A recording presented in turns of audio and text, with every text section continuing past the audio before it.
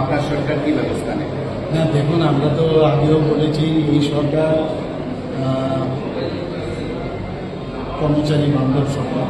আমরা সবাইকে নিয়ে আমরা চলতে চাই, শুধু কর্মচারী না, আমরা সাংবাদিক বান্ধবও আমরা বলি, মানুষ বান্ধব। তো সেই বিষয়ে একটা এক্সপেকটেশন সবারই থাকে। তো আমি আগেও বলেছি, আজকে বিধানসভায় আমি বলেছি যে প্রথমে আমাদের 3% ছিল, সেই জায়গায় আমি আসার পর 29% দিয়েছি, পরে শেষ পর্যন্ত আজকে আবার 3% আমি ডিক্লেয়ার করলাম। তো ঘটনা হয়েছে যে আমরা তো চাই, আমাদেরও তো কনস্ট্যান্ট আছে, তো এরকম 1% দিতে গেলেই প্রায় 100 কোটি টাকার প্রয়োজন।